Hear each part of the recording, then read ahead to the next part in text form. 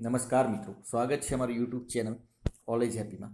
મિત્રો, આજે આપણે ગુજરાતનો ઇતિહાસનો પાર્ટ નંબર 18 એટલે કે આજે આપણે ગુજરાતને ઇતિહાસના લગતા પ્રશ્નોનો લાસ્ટ પાર્ટ જોઈશું. કાલથી નવી સિરીઝ શરૂ કરવામાં આવશે.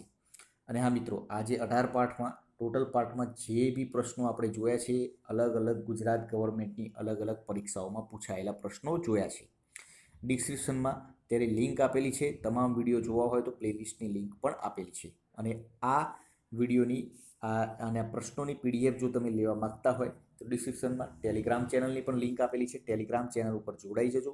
કાલે સવારે તમને આની પીડીએફ પણ મળી જશે. તો ચલો મિત્રો, હવે ટાઈમ ન બગાડતા શરૂ કરીએ. 547 નંબરનો ક્વેશ્ચન. દેવની મોરી સ્તૂપ ખાલી જગ્યાના શાસનકાળ દરમિયાન બંધાયો હતો? તો રુદ્રસેનના શાસનમાં બંધાયો હતો. મૈત્રક વંશના રાજા ધ્રુવસેન બીજાના સમયમાં પાટનગર વલભીની મુલાકાત કયા ચીની મુસાફરે લીધી હતી? હ્યુએન સાંગે. કયા હડપ્પીય સ્થળમાંથી ઈસવીસન પૂર્વે 5000ના સોનાના અલંકાર મળ્યા છે? ઈસવીસન પૂર્વે 5000 સોનાના અલંકાર મળ્યા છે લોથલ ખાતેથી.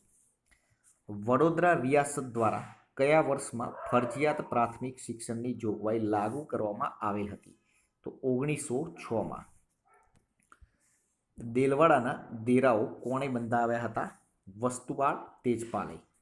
મિનળદેવી દ્વારા બનાવવામાં આવેલું ધોળકા ખાતેનું મલાવ તળાવ આજે પણ ખાલી જગ્યા તરીકે ઓળખાય છે. ન્યાય સરોવર તરીકે ઓળખાય છે. મહાગુજરાત ચળવળના પ્રણેતા ઇન્દુલાલ યાજ્ઞિકનો આશ્રમ ક્યાં આવેલો છે? નૈનપુર ખાતે.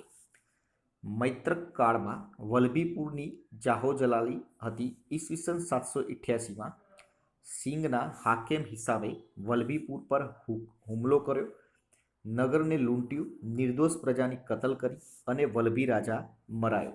આ રાજા કોણ હતો? શિલાદિત્ય 7મો રાજા હતો. દિન ખૂન કે હમારે યારો ન ભૂલ જાના લખાણવાળી સ્વાતંત્ર્યની લડતના શહીદ વીર સપૂતની ખાંભી કોની છે? તો વિનોદ કિનારીવાલાની. ભારતના સૌથી પ્રાચીન બંદર તરીકે કોની ગણના થાય છે? લોથલની. ગુજરાતની સલ્તનતની સ્થાપના કોણે કરી હતી? અહેમદ શાહ પ્રથમે. અમદાવાદ શહેરમાં કોણે હોસ્પિટલ બંધાવી હતી જે વિસ્તરીને આજે સિવિલ હોસ્પિટલ થઈ છે? હરકુંવર શેઠાણી અને પ્રેમાભાઈ નગર શેઠે બંધાવી હતી. બારિસ્ટર તરીકેનું નસીબ અજમાવવા ગાંધીજી કયા વર્ષમાં દક્ષિણ આફ્રિકા જવા રવાના થયા? 1893માં. દાંડી યાત્રા દરમિયાન ગુજરાત વિદ્યાપીઠના યુવાનોની ટુકડી દાંડી માર્ગમાં આવતા ગામોમાં અગાઉથી પહોંચી જઈ ગામની સંપૂર્ણ માહિતી એકઠી કરીને ગાંધીજીને પહોંચાડતા આ ટુકડી કયા નામે ઓળખાતી? અરુણ ટુકડી તરીકે ઓળખાતી હતી. વલભીનો રાજ્ય ધર્મ ખાલી જગ્યા હતો? શિવવાદ. ખાલી જગ્યા ગુજરાતનો સુવર્ણ યુગ ગણાય છે. સોલંકી યુગ જે ગુજરાતનો સુવર્ણ યુગ ગણાય છે. કયા રાજવીના સમયમાં મોહમ્મદ ગઝનીએ સોમનાથ મંદિર પર ચઢાઈ કરીને લૂંટ ચલાવી હતી? ભીમદેવ પહેલાના રાજવીના સમયમાં. પદ્મનાભ કૃત કાન્હડે પ્રબંધ ખાલી જગ્યા ભાષામાં છે? ગુજરાતી ભાષામાં. જે વર્ષમાં અમદાવાદની કિલ્લેબંધી પૂર્ણ કરવામાં આવી હતી તેને ખાલી જગ્યા કહે છે? ખીરક કહેવામાં આવે છે. કયો માટીકામ તબક્કો મહાભારત સાથે સંકળાયેલ છે?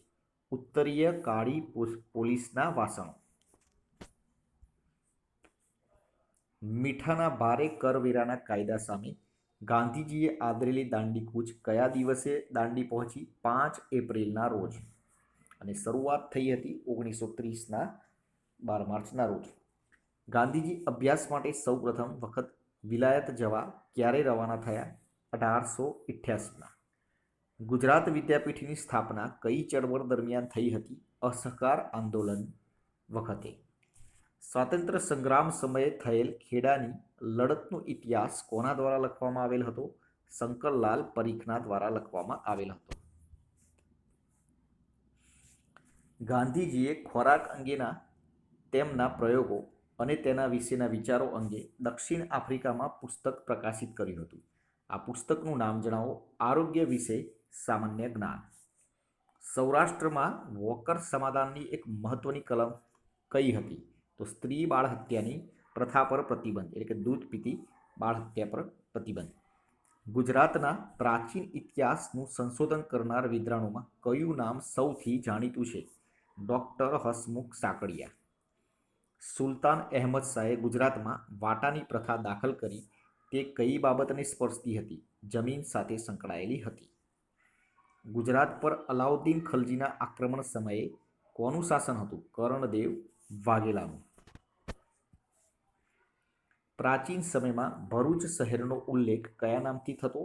બ્રોચ, ભૃગુ કચ્છ અને બારી ગાઝા તરીકે ઓળખાતું હતું. ગુજરાતમાંથી આરબ આક્રમણકારોને હાંકી કાઢવા બદલ કોને અવનીજના આશ્રયનું બિરુદ પ્રદાન કરવામાં આવ્યું હતું? પુલકેશીને. ગુજરાતનું કયું પ્રથમ સ્થળ દર્શાવે છે કે મધ્ય પાષાણ યુગ હરપ્પન સંસ્કૃતિનું સમકાલીન છે? લાગણજ. ગુજરાતના સલ્તનતના છેલ્લા શક્તિશાળી સુલતાન બહાદુર શાહને કોણે મારી નાખ્યો? પોર્ટુગીઝોએ. ઇજિપ્તિયન મમીની મૂર્તિ પ્રતિકૃતિ ખાલી જગ્યાથી મળી આવી હતી? લોથલ ખાતેથી. મિત્રો, આ હતા આપણા આજના પ્રશ્નો. કાલથી નવી સિરીઝ ચાલુ કરીશું. કઈ સિરીઝ ચાલુ કરીએ કોમેન્ટમાં જરૂરથી પોતાનો અભિપ્રાય આપજો અને વિડીયો પસંદ આવે તો લાઈક કરજો, પોતાના મિત્રો જોડે શેર કરજો, ચેનલને સબસ્ક્રાઈબ કરવાનું ના ભૂલતા, જેથી કરીને આવનાર દરેક વિડીયોની નોટિફિકેશન પણ આપને સૌપ્રથમ મળી રહે અને આપની તૈયારીમાં વધારો થઈ શકે. કાલે ફરીથી નવા વિડીયો સાથે મળીશું. જય હિન્દ, જય ભારત.